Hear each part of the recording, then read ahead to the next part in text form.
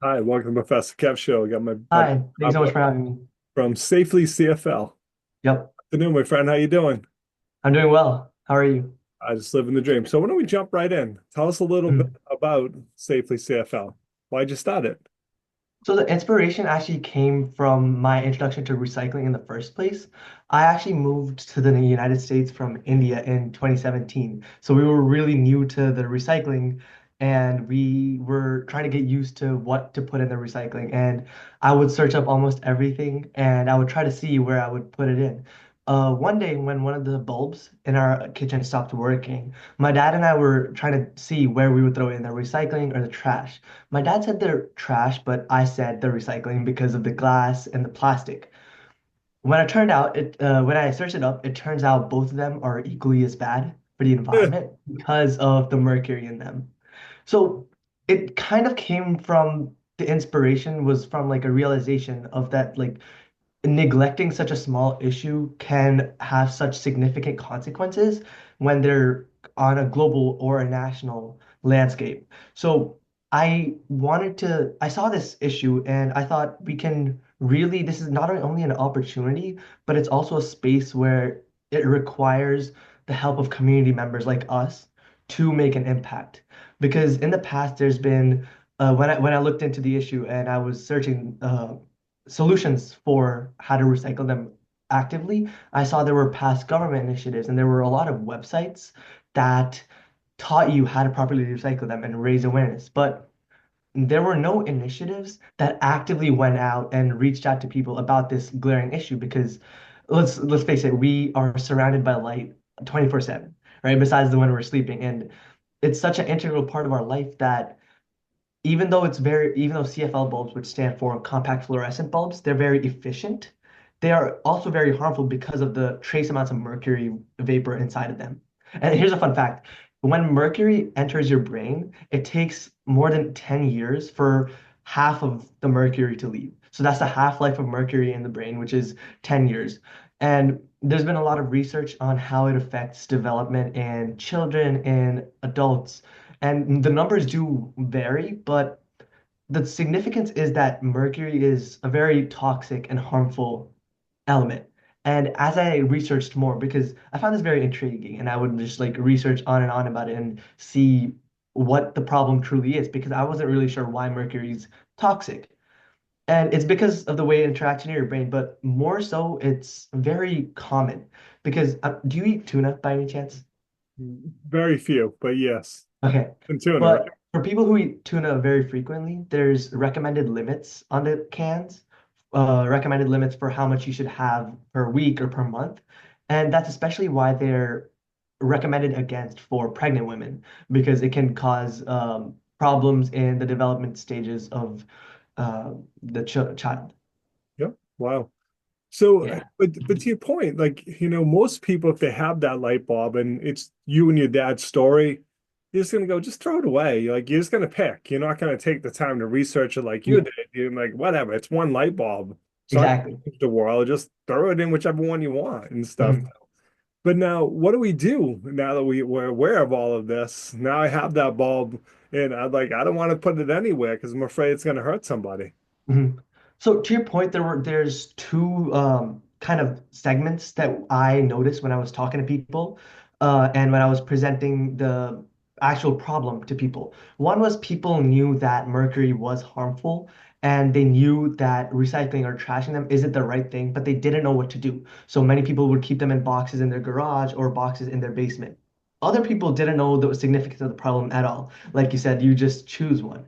So the way we came up with a solution was it's there's three prongs, right? Educate, empower, eliminate, which is kind of our slogan. First, the reason we're educating people, we're actively trying to go to students, to schools to teach these students. Reason being, I feel very strongly that students are the gateway to their parents. And it's much easier to connect with the students who will tell their parents than to go to the vast majority of parents itself themselves. So that's the way we're going to educate, right? We're going to take the proactive measures to tell people about this. And like you said, now we know we are aware of it. So what do we do? That's where empower and eliminate come in, where we're telling these people that there's special recycling. So Home Depot and Lowe's, they have recycling boxes, special recycling for these bulbs outside of their stores, and you can give these in. The reason it's special recycling is because of the mercury, which classifies it as a hazardous waste. So when we go to people and we educate them and we raise awareness about it, we tell them when you have collected your bulbs, you can take them over to Home Depot or Lowe's and you can drop them off in their drop-off boxes.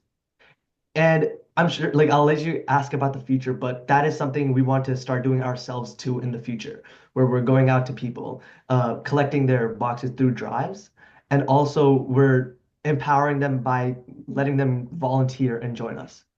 Because I see your point. Like you said, you made it very clear. Now I have to go to Home Depot. Yeah, Bob, not yeah, make a difference on it. I'm just gonna throw it uh-huh, away. So, like yeah, I said, as we go into the future, you're hoping to be able to go to people and get the bulbs rather than mhm, expecting them to bring them someplace, right?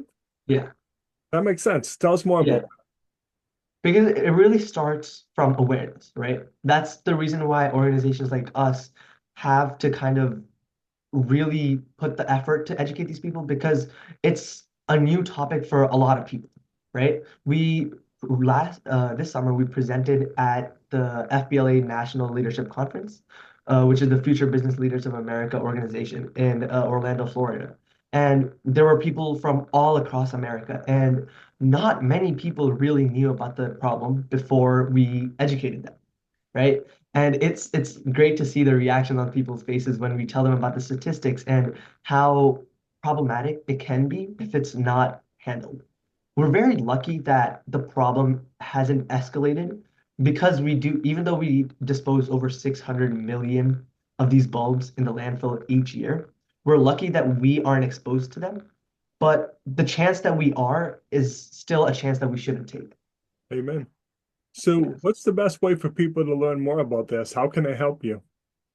So the way we are going about it at this stage is first, like I said, we want to focus on students, right? We're going to go to high schools. What people can do is they can volunteer with us and help us raise the awareness, spread the word. Because, like I said, the most important part is the education, the awareness, and getting people to believe in our cause. And then we can actually make the gradual impact by getting them in these boxes and we can go collect them. And we can hold these drop-off boxes in places across the country. So to your question, people can come to us, they can volunteer. People can join our teams and they can help raise awareness by starting chapters across the country. And we really just ask people to start employing better recycling practices because more than just compact fluorescents, because I do recognize that a lot of people have asked me this, that how is this problem that significant? Because people don't notice it. And that's exactly my point, right? It goes unnoticed because of that, we want to raise awareness. And also, it's not just that, it's about the recycling habits that we have. Because in the East Coast, we're very lucky to have like established recycling systems. But in Central America, like in the middle of our country, in the Midwest, and sometimes even the West Coast, there's not a lot of like recycling establishments. Interesting. But we slowly want to have people believe in recycling and truly recycle. So it's more than just CFLs, but it starts there because it's such a connected problem because there's lights all around. Yep. That makes sense. So, what's the best way to get in touch with you? How can I learn more? So people can visit our website at SafelyCFL.org. They can connect with me on LinkedIn, and they can reach out to us on any of our social media platforms like Instagram. Awesome. I appreciate you taking a few minutes calling to show. And as always, thanks for being my friend. All right. Thank you so much.